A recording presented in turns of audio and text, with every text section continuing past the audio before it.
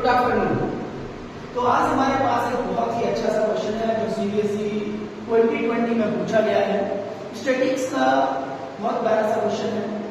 Find mean by direct method, assume mean method, step deviation method. बेटा किसी एक method से आपको सॉल्व करना था, बट मैं इस क्वेश्चन से आपको तीनों मेथड्स को जो है क्लियर करने वाला हूँ। ध्यान से देखिएगा बेटा। We know that mean is equal to, by direct method, mean x bar is equal to sigma fi xi divided by sigma fi. Now first we have to find out beta xi here. तो xi कैसे calculate करते हैं बेटा?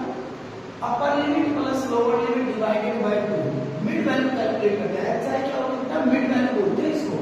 तो upper limit plus lower limit divided by 2, upper limit plus lower limit divided by 2। तो 3 plus 5 8 divided by 2 4, 7 plus 5 5 plus 7 12 divided by 2 6।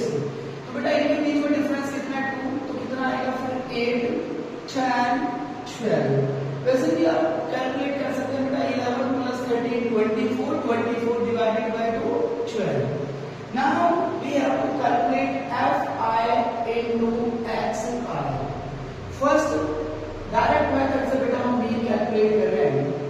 तो fi xi 5 into 4 20, 10 into 6 60, 10 into 8 18, 7 into 10 17 and 12 into 8 96. तो बेटा sum of this, what is the sum of these fi xi? 6, 2 plus 6 8 plus 8 16, 16 plus 7 23 9 32 326.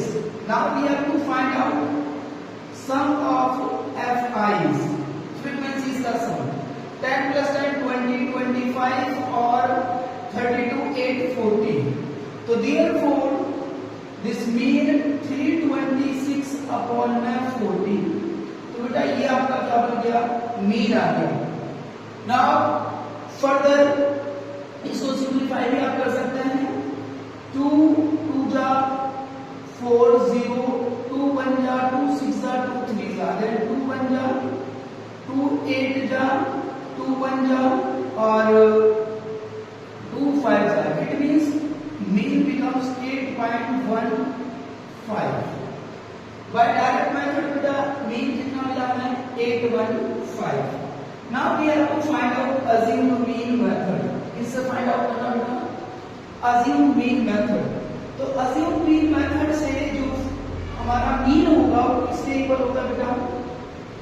ये था direct method से। आप किसी भी एक मेथड से सॉल्व कर सकते हैं, कोई इशू नहीं है।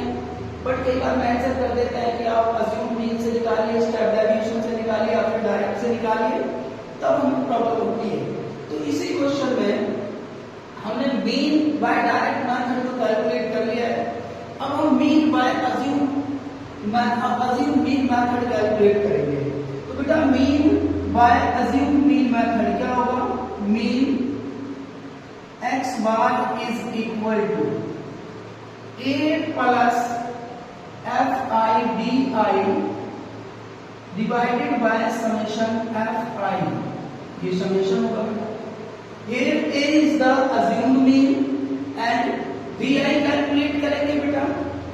उसके बाद तो देखिएगा बेटा di ये किसके इक्वल होगा बेटा?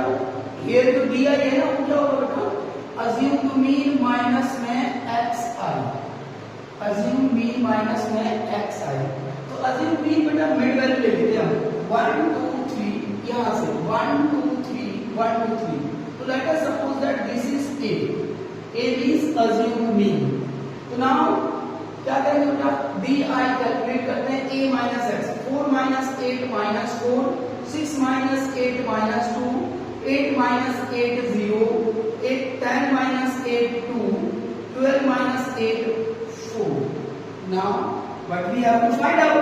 We have to find out FIDL। क्या कैलकुलेट करना बेटा? FIDL।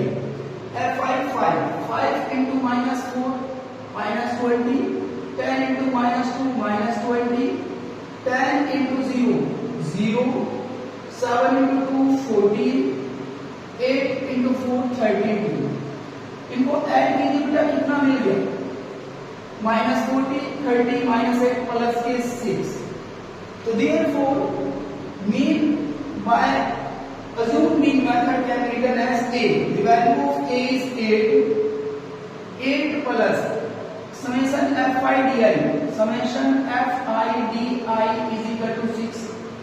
Summation F5 40 ऑलरेडी हम कैलकुलेट कर चुके हैं बेटा। तो टेकिंग LCM 40, 320 प्लस 6, तो कितना आ जाएगा बेटा? 326/40। यही तो मीन आया था बेटा हमारा यहाँ पे 326/40। Now we have to find out mean